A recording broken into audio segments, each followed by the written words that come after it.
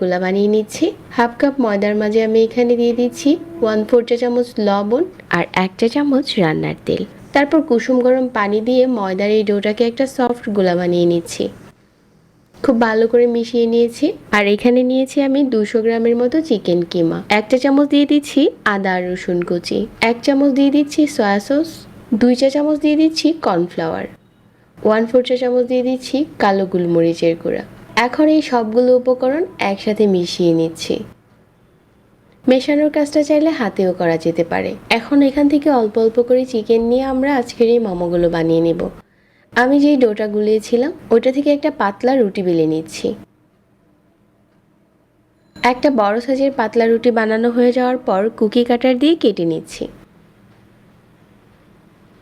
যে চিকেনটা আমি আগে থেকে মিশিয়ে রেখেছিলাম এখন এটা দিয়ে দিচ্ছি আর চার সাইডে পানি লাগিয়ে নিচ্ছি। আর এভাবে করে খুব সিম্পলভাবে বাজ দিয়ে দিচ্ছি। এটা যে কেউ দিতে পারে, খুবই সহজ। শুধুমাত্র 4টা সাইড একসাথে করে নিলেই হয়ে যাবে। এভাবে করে আজকে সবগুলো বানিয়ে নিচ্ছি। বানানো হয়ে গেছে। এখন চুলায় প্যান বসিয়ে দিয়েছি আর এখানে 2 টেবিল চামচ দিয়ে দিচ্ছি অলিভ অয়েল। তবে আপনারা এই রান্নাটা চাইলে বাটার দিয়েও করতে পারেন। 1 চা চামচ দিয়ে দিচ্ছি আদা আর রসুন কুচি।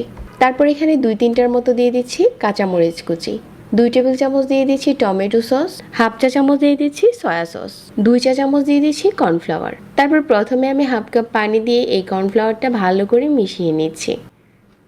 মেশানো হয়ে গেলে এখানে আমি আরো হাফ কাপ পানি দিয়ে দিচ্ছি, কারণ মোমোগুলো আমরা এটাতে দিয়ে সিদ্ধ করব। এই জন্য পানিটা একটু বেশি করে দিতে হবে, যাতে এই ঝোলটা অনেকটা সোপের মতো ঘন থাকে আর মোমোগুলো সিদ্ধ হয়ে আসে। তারপর এখানে 1/4 চা চামচ দিয়ে দিচ্ছি কালো গোলমরিচের গুঁড়া।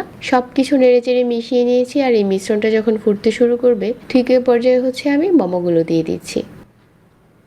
এগুলো আলাদা করে ভাপ দেওয়ার দরকার নেই, এই ঝোলের মাঝেই ভাপ দেওয়া হয়ে যাবে। এগুলো দেওয়ার পর ঢাকনা দিয়ে ঢেকে দিচ্ছি একটু নাড়িয়ে চাড়িয়ে। আর এই সময় চুলার আঁচটাকে একদম কমিয়ে অপেক্ষা করছি 5 মিনিট। আর ঢাকনার যে ছিদ্রটা ছিল ওটা একটা টিস্যু দিয়ে বন্ধ করে দিয়েছি। আর এভাবে করে অল্প আঁচে 5 মিনিট রান্না করে নিয়েছি। তারপর উপরে 1 চা চামচ টেস্টি মশলা দিয়ে দিচ্ছি আর কিছু ধনেপাতা কুচি। আর অনেক বেশি স্বাদ বেড়ে গেছে। সিম্পলভাবে বানানো হয়ে গেছে আজকের এই চিকেন সুপি মোমো। আশা করছি আমার আজকের রেসিপিটা সবার কাছে ভালো লেগেছে। এরকম